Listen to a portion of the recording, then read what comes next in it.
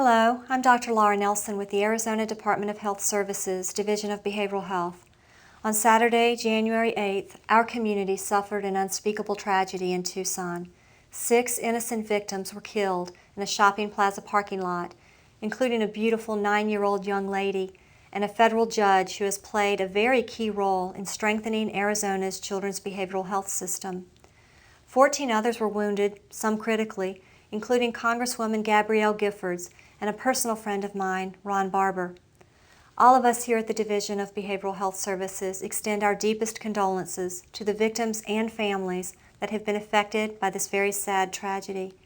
Likewise, we extend our support to others throughout Arizona who may not have a direct connection to the victims and families, but who are grieving with us. During times like these, it's natural to ask why. How could this happen? Could this have been prevented? I wish we could provide good answers to these questions, but the truth is we don't have them. Nobody does. What we can say is that persons who need or could benefit from mental health treatment should be encouraged to seek it. Just like any chronic medical condition, such as diabetes or high blood pressure, persons with mental illness get better when receiving treatment, and that benefit increases the earlier the problem is identified and addressed. It is also very important to realize that most people with mental illness are not violent, and most people who are violent are not mentally ill. Mental illness is a public health issue. It impacts all of us, and we all have a responsibility now more than ever to recognize our role, the part we each play, in addressing this very important need in our community. In addition to recognizing and responding to early signs and symptoms of mental illness, our community needs to recognize the value that appropriate treatment can offer. Unfortunately, the stigma associated with mental illness is often a barrier for many people who want or need treatment.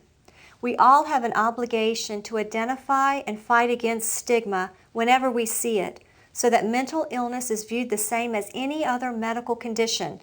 That is, if you have a problem, seek treatment. It'll make your life better. When someone makes comments or demonstrates behaviors that would suggest he or she is depressed, suicidal, having thoughts of harming others, or losing touch with reality, it's important that that individual get help. Typically, it is the people who interact with that individual most who are the first to recognize these changes, including teachers, family, and friends. Doing nothing, expecting it to resolve itself, or blaming the person for his or her behavior should no longer be an option. On this webpage, we have included support lines for anyone in Arizona who has questions or needs support during this very difficult time. There are also links to other valuable resources that can assist you or a loved one in dealing with grief and trauma, as well as help you talk with your child after a traumatic event. We have also developed a resource to help you know what to do when you are concerned about your own or someone else's mental health. Our hope is that you will become much more aware of the many available resources and support that can be accessed when mental health problems are just surfacing. As the state's mental health authority in Arizona, we have a lot to offer. However, if you have recommendations for other information you think would be helpful to include on this website, information that will better assist people in getting the help they need, please share your ideas with us. To the left of the screen, you can find a box to click on where you can submit your feedback and comments.